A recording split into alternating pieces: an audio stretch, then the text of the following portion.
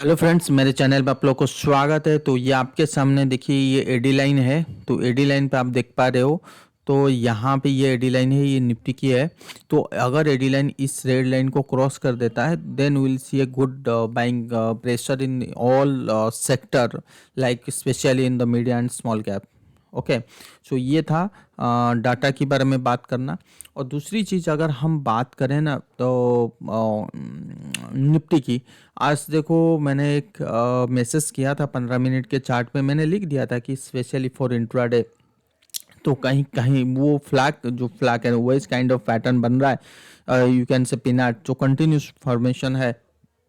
तो जनरली क्या होता है कि ये इस टाइप की फॉर्मेट में अगर मार्केट इसके नीचे आता है, तो मैंने लिखा था कि इसके नीचे 23,680 के नीचे अगर आएगा, नीचे जाएगा, तब मार्केट यहीं पर था। सुबह सुबह मैंने लिखा था 23,800 के आसपास था। तो जैसे ही अगर इसके नीचे आया तो एकदम से हमें सेलिंग प्रेशर मिलेगी। तो बट हमने क्या देखा कि इस 15 मिनट की कैंडल में आया तो नीचे, बट एकदम से वो उसमें बाइंग आ गई। सो देखिए, बहुत बार ऐसे होता है कि क्रॉस करते ही, अगर जब आप 15 मिनट टाइम फ्रेम को चूज करते हो ना, तो हमेशा याद रखो कम से कम एटलीस्ट 10 मिनट्स इसके नीचे सस्टेन हो, या वो एक कैंडल की इंतजार करो। Number one. नंबर टू, इसके टाइम फ्रेम की इंतजार करो, भाई ये कितने टाइम से ही ये ट्रेड हो रहा है। तो इससे क्या होना, आपको एक हिंट मिल जाता है। अगर आप देखोगे ना, तो 23 दिसंबर 9 बजे 15 मिनट से ट्रेंड चालू हुआ, और आज हो गया 26 दिसंबर का। मतलब 3 दिन का ट्रेंड है, और 15 मिनट तक अगर हम वेट नहीं करेंगे तो हमारे लिए वो पोजीशन के लिए दिक्कत है। और यही पोजीशन अगर मैं आपको 3 मिनट में कन्वर्ट करके दिखाऊं, तो फिर वो अलग कहानी बन जाता है। देखो 3 मिनट में यहाँ पे वो फॉर्मेशन आया था। मिनिमाइज करता हूँ। देखिए 3 मिनट में यहाँ पे ब्रेकडाउन आया था इस पॉइंट पे। तो इस पॉइंट पे 3 मिनट में अगर कोई भी चीज़ ब्रेकडाउन होता है 23,730, और यहाँ पे देखो 23,700, तो 30 पॉइंट से 40 पॉइंट 3 मिनट के चार्ट में बहुत बड़े होता है। इससे तो बहुत और नीचे आ गया था, और ये सपोर्ट लेके ये वाला सपोर्ट को जाके टच किया था। तो अगर मैं 3 मिनट्स को यूज करता हूँ, so that means we don't need कि इतने दिन का चार्ट, ठीक है। 3 मिनट में इंट्राडे का chart is very very sufficient for the past data will get a kind of support और रेजिस्टेंस। सो इसके लिए देखा जाता है। तो 3 मिनट इंट्राडे के लिए है। अगर मैं 15 मिनट चूज करता हूँ, तो कम से कम मैं ये देखूंगा कि हाँ, 15 मिनट में भी इंट्राडे की चार्ट देखते हैं। बट पॉइंट है कि हमारी जो क्लोजिंग है, जो सॉरी जो सेलिंग का कैंडल है, वो कम से कम क्लोज तो हो, ऐसा नहीं ना हो। तो ये चीज़ हमेशा याद रखिएगा। और मैंने उसके बाद मैसेज किया था ट्विटर में कि इनवैलिड हो चुका है ये पैटर्न, क्योंकि did not sustains below this level at least 10 minutes. तो ये सबसे बड़ा मजा थी। और सबसे, अगर मैं अगर बताऊं आज के डेली कैंडल के बेसिस पे, अभी भी इनसाइडर कैंडल बना हुआ है। अभी ऐसा ठीक नहीं। देखो बहुत बार ऐसा होता है कि मैं जो वीकली वीडियो बनाया था, यहाँ पे 200 है मूविंग एवरेज है, तो जनरली इसके ऊपर हेवी बाइंग आ जाती है। बट जब मैं इसको छोटे टाइम पे जाके चेक करता हूँ, क्या सही में वो बाइंग आ सकता है। बट वो दिख रहा है कि हाँ भाई 24,050 के ऊपर तो बाइंग आएगा, बट इतनी बड़ी वाली बाइंग नहीं आएगी। बड़ी मतलब यहाँ तक वो कॉन्फिडेंस नहीं आ रहा है। बट चांसेस इज दैट कि यहाँ पे फर्दर अगर फॉल हो, तो ये जो पैटर्न, ये कंटिन्यूस पैटर्न हो सकता है कि यहाँ पे आए, और यहाँ पे हमने स्लोली स्लोली एक डाइवर्जेंस डेवलप करके then will see a good rally towards the 24,800। तो ये प्रोबेबिलिटी बनती है अगर मैं छोटे टाइम फ्रेम के मैं देखूं। Number one. Number two is that कि ये तो मैंने बोल दिया। तो मैंने जैसे कहा था कि और क्या प्रोबेबिलिटी हो सकता है, तो जैसे मैंने कहा कि यहाँ पे 200 डे मूविंग एवरेज की सपोर्ट है, तो हो सकती है कि यहाँ पे अगर फर्दर सेल भी आता है, तो बहुत बार ऐसा आएगा कि भाई 200 डे मूविंग एवरेज के नीचे है मार्केट, तो मार्केट में बहुत बड़ी बियरिश आ गया। नहीं, क्यों नहीं? क्योंकि ये जो पोजीशन है, ये जो टाइम पीरियड है ना, तो ये इंडिकेशन देता है कि यहाँ पे अगर मैं फर्दर सेल की पोजीशन बनाता हूँ, तो कहीं ना कहीं ट्रैप हो सकता हूँ। अगर मुझे सेल की पोजीशन बनानी है, at least I have to wait for a good pull back, then will think to make a short position new, talking about the new position. तो यहाँ पे अगर यू टर्न बनती है then will think a new short. So chances is that अगर ये step देखिए, मैं तो 23,800 के नीचे बिल्कुल नहीं हूँ।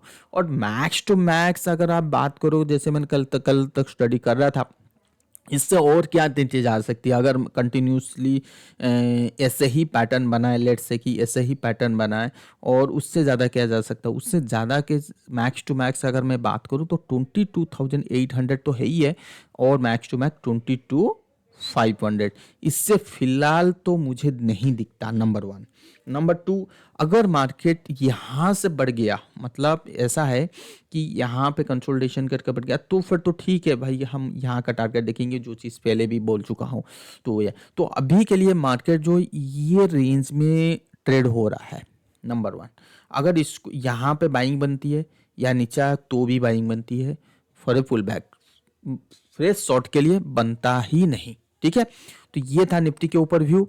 और सेम थिंग अगर हम बैंक निफ्टी के ऊपर व्यू भी बात करें तो डेफिनेटली कि बैंक निफ्टी, अगर देखो निफ्टी आएगा तो बैंक निफ्टी डेफिनेटली आएगा भाई यहाँ पे 50,000 तक, तो वहाँ से बाइंग मोटा मोटी बनने की चांसेस है। तो ये भी कह सकते हैं कि जैसे ये इस टाइप की जो पैटर्न है, तो हो सकता है कि आने वाले टाइम पे ये kind of head and shoulder मिले और उसके बाद जाके उसमें ब्रेकआउट हो, तो ये प्रोबेबिलिटी बढ़ जाता है इन बैंकिंग इंडेक्स में। ठीक है ना, तो ये था।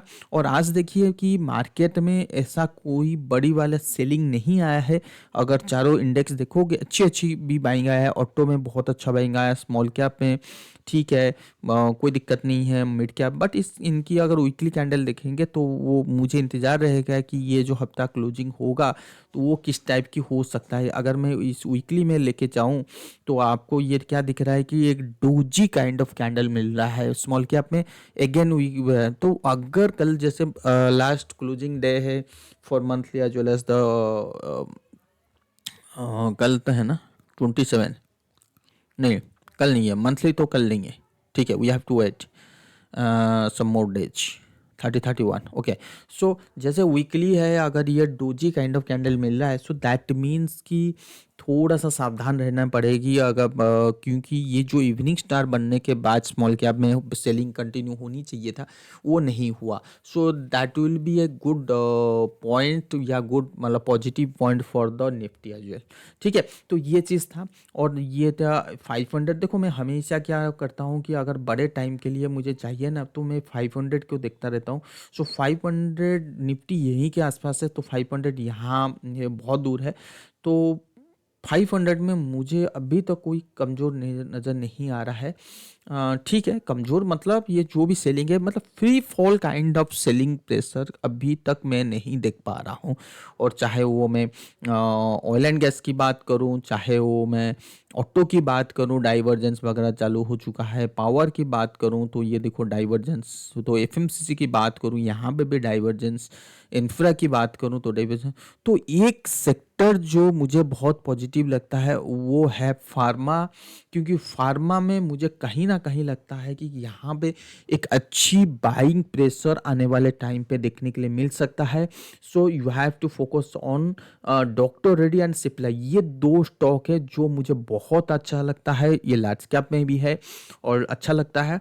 तो अगर आपको फार्मा में इंटरेस्ट है तो then doctor Reddy and Cipla will be the winner in the coming days. Okay, so pharma में कोई भी तेजी आती है तो फार्मा एक बहुत बढ़िया वाला तेजी बन सकता है। तो अगेन एफएमसीजी में भी मुझे मोटा मोटी तो मैं तेजी में बैठा हूँ। ऐसा नहीं है कि बड़े टाइम के लिए मैं तेजी में बैठा हूँ। अभी तो मैं मंदी में नहीं हूँ, चाहे वो 22,500 आ जाए तो भी तेजी में बैठूंगा। बट हाँ, 26,600 के आसपास या 26,000 के आसपास जब निफ्टी आएगी तब मैं देखने की कोशिश करूंगा। उस टाइम पे मार्केट की बाहर सारी दुनिया की मार्केट क्या है। ठीक है, तो अगर कहीं पे भी मुझे लगा कि चेंजेस हो रहा है, ठीक है, तो फिर मैं उस टाइम पे फिर बोलूँगा। अभी के लिए तो बस इतना ही। इंट्राडे के लिए मैंने आपको कह दिया, 1-2 दिन के लिए हो सकता है कि हम दोबारा एक लो को टच करें। 23,000 ये 500 को या 23,000 को टच कर सकते हैं, ठीक है। बट अल्टीमेटली ये ऊपर जाने की तैयारी हो रही है, ठीक है ना। तो ये था मेरा व्यू, और क्या, और कुछ नहीं। Thank you so much.